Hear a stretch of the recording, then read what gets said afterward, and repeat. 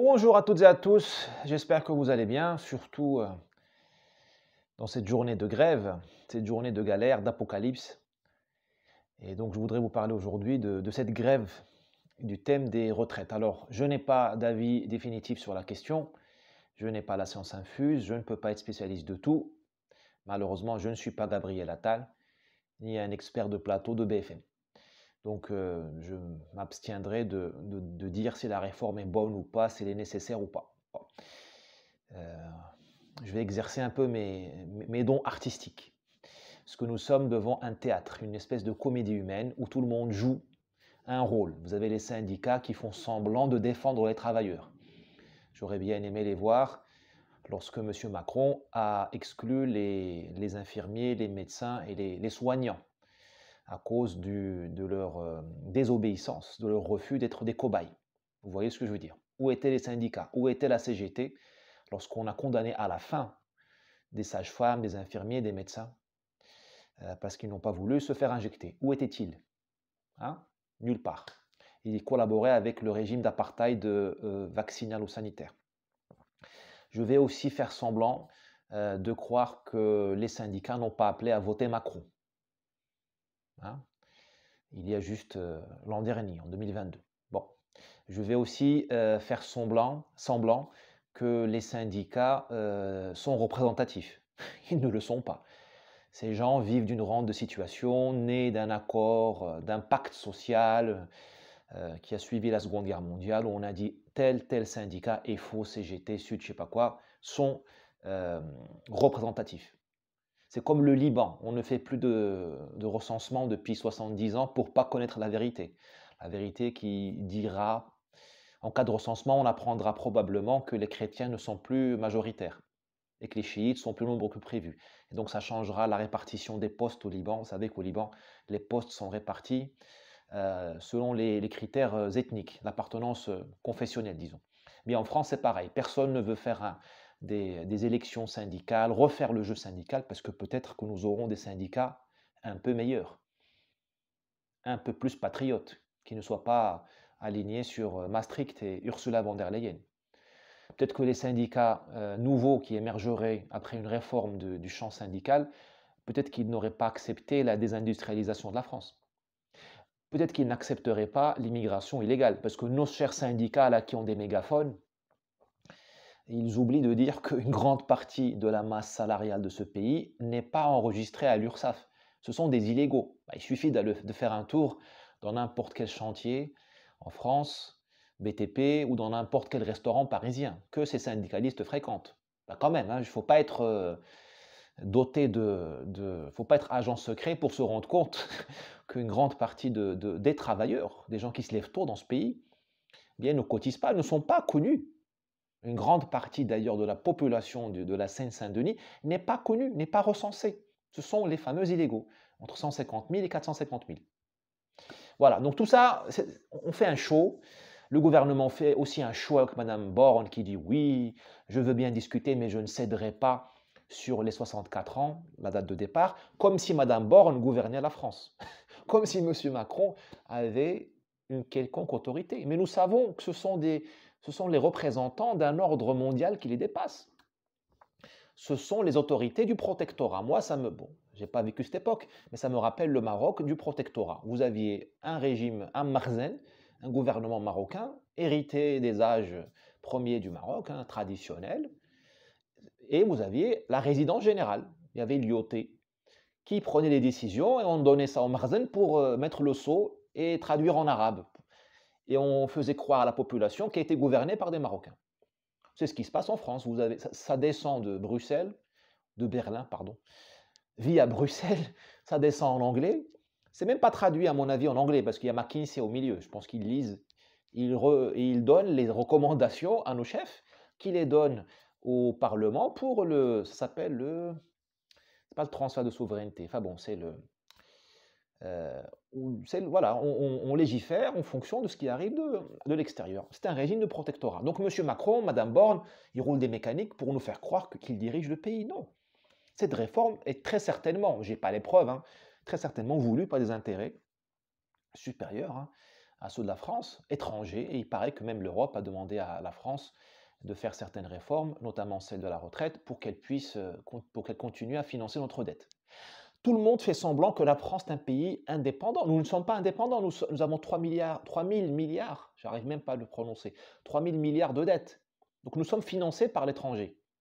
Donc on fait semblant. Là, on est en train de se fixer sur 100 milliards ou je ne sais plus quoi, 30 milliards de dettes, c'est important. Mais nous avons 3 000 milliards de dettes. Enfin, il y a quand même une hiérarchie des priorités. Nous avons juste chaque année en fraude de la carte vitale 34 milliards d'euros. Il y a de quoi financer un porte-avions chaque année. Plus, un porte-avions ne compte pas 30 milliards, je dis n'importe quoi. Porte-avions, me dit-on, coûte 2 milliards ou quelque chose comme ça. À vérifier. On peut se financer les retraites très facilement, vous savez. Hein. À mon humble avis, encore une fois, je ne suis pas spécialiste. Vous coupez les fraudes à la carte vitale, vous pouvez financer vos retraites. Et puis, sur le débat des retraites, je ne suis pas comptable, je ne suis pas expert en sciences, en compte public, mais il ne faut pas avoir fait Normal Sup pour comprendre qu'on a un problème de natalité. Avec 250 000 avortements par an subventionnés par l'État français, promus par l'État, parce que non seulement on subventionne les avortements, mais on fait la propagande. Hein. On dit qu'on veut même mettre l'avortement dans la Constitution. Au même moment, on dit qu'il n'y a pas assez d'actifs pour payer les retraites. Il faut savoir ce qu'on veut. Hein. Parce que si vous tuez les actifs dans l'utérus de leur mère, les futurs actifs dans l'utérus de leur mère, il ne faut pas vous plaindre 60 ans plus tard pour dire on n'arrive pas à financer les retraites. Un peu de schizophrénie. Donc, la natalité, elle n'est pas du tout sur la table. Les syndicats étant tous mondialistes et anti-français, au fond, parce que Sud, tout ça, CFDT, CGT, de la France, ils s'en foutent, enfin, ils s'en fichent de la France. Ils défendent une corporation, hein, les chauffeurs de train SNCF, des lubies d'extrême gauche, on va faire l'Europe sociale. Personne n'a vu l'Europe sociale. Personne n'a vu l'Europe sociale comme personne n'a vu d'Arabie Saoudite progressiste. Vous pouvez toujours attendre, hein. C'est toujours pareil. Bon. Donc tout le monde fait semblant. On ne s'occupe pas de cette natalité-là qui est le sujet. Enfin, c'est l'éléphant dans la salle, comme disent les anglo-saxons, the elephant in the room. Il y a aussi le problème du chômage. Le chômage des seniors, ça on en parle un peu. Voilà. Le chômage des seniors et le chômage de la population. Si le taux d'activité était plus fort, si on travaillait plus, si on gagnait plus d'argent, on n'aurait pas de problème pour financer les retraites. Parce que non seulement il faut travailler, il faut réduire le chômage, mais aussi il faut gagner plus d'argent. Il faut que les salaires augmentent. Or, les salaires n'augmentent pas. Et moi, je me pose la question, où vont les gains de productivité? C'est une question très sérieuse que très peu de gens se posent parce que on ne va pas quand même dévoiler la farce. Hein.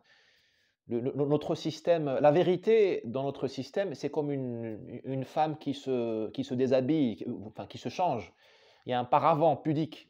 Donc on nous dit le changement climatique, on nous dit l'Ukraine, on nous dit je ne sais pas quoi, la diversité, l'inclusion. Mais il y a des vérités non dites, pudiquement cachées. C'est que on a eu une révolution technologique depuis 20 ans. Depuis 20 ans, on a eu l'Internet, les emails, on a eu l'automatisation des processus. Vous voyez, dans une banque, on a fermé des agences parce qu'on n'a plus besoin d'êtres humains. Ces économies-là, qui les a prises? Qui les a engrangées? Ce qu'on appelle les gains de productivité, c'est-à-dire faire plus avec moins. Qui a engrangé ces gains de productivité? Les actionnaires. Tant mieux pour eux, parce que dans le capitalisme, on a beau dire, tout le monde peut être actionnaire. Moi, je peux être actionnaire, hein, je peux acheter des actions de la BNP. Ça, au moins, le capitalisme, il est inclusif dans ce sens. Hein. Si tu as de l'argent, c'est inclusif, c'est bien. Il n'y a pas une loi du CAC 40 qui dit, toi, tu ne vas pas acheter des actions. Non, tu as de l'argent, tu peux acheter. C'est la beauté aussi de ce système, qui mérite mille et une critiques, mais il est comme il est. Donc, ces gains de productivité, ils n'ont pas été reversés aux salariés. Les augmentations annuelles des gens, c'est 2-3%. Alors qu'il y a une révolution technique. Normalement, quand il y a une révolution technique, tout le monde en bénéficie. L'État, il prend plus d'impôts. Les actionnaires, évidemment, parce qu'ils ont pris les risques, les entrepreneurs. Et les salariés. Bon, c'est jamais égal. La vie n'est pas juste. Ça ne nous apprend rien. Hein. Nous ne sommes pas des militants de la NUPS ou de LFI. On sait très bien que la vie n'est pas juste. On ne suce pas le pouce ici. Mais vous voyez, ça, c'est des vraies questions. Parce que si on avait des salaires plus élevés, on n'aurait pas de difficulté à cotiser. Voilà, donc on est dans un show et surtout on est dans c'est un show, c'est une comédie, mais c'est aussi une tragicomédie parce que ces journées de débrayage, ces grèves générales dans les transports, c'est la galère pour, de nombreux Français. Fragile ou pas, parce que tout le monde souffre, hein. C'est vrai que quand tu es cadre sup chez L'Oréal, tu prends la journée, en télétravail depuis ta maison à Deauville en Normandie, c'est vrai. Enfin, Deauville, c'est en Normandie. Depuis, La Baule. La Baule en Normandie, c'est vrai que c'est bon, là, tu as la fibre, tu as même une injonction télétravail par L'Oréal qui te dit: «Aujourd'hui, tu as économisé 40 kilos de CO2», donc tu te sens mieux. Voilà, tu vas dormir plus léger et avant de dormir, tu lis le petit livre des Rohingyas ou des Ouïghours pour te sentir encore plus léger. Tu dis: «Oui, je suis solidaire de ces peuples opprimés» et tu oublies que tes frères de chrétiens d'Orient se font massacrer à la machette par Daesh et par les bandits en Syrie et toi, tu regardes ailleurs. Tes frères en Arménie aussi. Nous sommes tous frères en humanité. Le Ouïghour est mon frère, mais quand tu es chrétien, bah, crois-moi que la fratrie, le lien de parenté, il est beaucoup plus proche avec un copte égyptien ou un chrétien de Damas qu'avec un Ouïghour ou un Rohingya. Ça tombe sous le sens, mais il faut le dire. Donc, moi, je vois une torture collective. Enfin, il faut se battre. Il faut embêter le capital s'il le faut et l'État. Mais il y a mille et une manières de se battre que de bloquer les gens. C'est une torture collective parce que je vous dis, Macron, lui, il est à l'étranger, les ministres, ils ont leur voiture et tout ça. Qui souffre? C'est la collectivité. Mais tout le monde, les syndicats sont là en train de rouler des mécaniques pour dire oui, on a bloqué à la SNCF, mais on va couper l'électricité. Mais c'est n'importe quoi. Ça, c'est le dernier recours. La lutte armée, c'est le dernier recours. Parce que tu tueras des innocents. Voilà, quand tu prends les armes, il y a des innocents qui meurent. C'est pas beau la violence. C'est le dernier recours. Là, nous, on utilise le dernier recours tout de suite avec ces grèves, qui en plus sont inutiles parce que tout le monde sait enfin tout le monde sait tacitement que ça va passer la réforme. Là, on est en train de négocier en réalité les privilèges de la SNCF et de quelques corps, je sais pas quoi, là, les privilèges. Après, on nous dit liberté, égalité, fraternité. Après, on nous dit personne ne veut s'assimiler à la République et personne n'y croit. Mais c'est sûr qu'il n'y a pas d'égalité. Comment tu vas dire liberté, égalité, fraternité si tu as les régimes spéciaux et si tu vas donner aux fonctionnaires plus qu'aux contractuels? Ah, vous voyez ce que je veux dire? Il n'y a plus d'égalité, hein. Ça a été poignardé par nous-mêmes, par le système. Donc moi, je me pose la question, pourquoi faut-il se faire aussi mal? Nous ne sommes pas chez les chiites en Iran qui se flagellent. Pourquoi il faut toujours ou chez les anciens catholiques, vous savez, qui se mettaient des ceintures pour se faire mal, H24 pendant plusieurs jours. Il y a quelque chose de maladif là-dedans, quelque chose d'une pulsion très triste, très d'autoflagellation qui est, je ne dirais pas qu'elle est déplorable, mais au moins elle interroge. Moi, je serais syndicaliste, je bloquerais les préfectures. Je veux embêter l'État, je bloque l'État a une adresse. L'État a une adresse, c'est la préfecture. Dans chaque coin de France, il y a une préfecture, sous-préfecture. Je bloquerai ça. Je ferai une kermesse avec du pinard et du jambon. Vous voyez que j'ai des références très douteuses. Mais pinard, jambon, des trottinettes électriques pour faire plaisir aux écolos. On déversera du compost pour faire plaisir toujours aux écolos. Des drapeaux ukrainiens parce qu'on n'est pas des sauvages non plus. Une petite borne Wi-Fi parce qu'il faut quand même consulter Instagram et tweeter. Et on bloque la préfecture 2 jours, 3 jours et venez nous chercher. Envoyez-nous vos CRS. On filme tout sur Twitch ou je ne sais quelle plateforme et envoyez-nous vos CRS.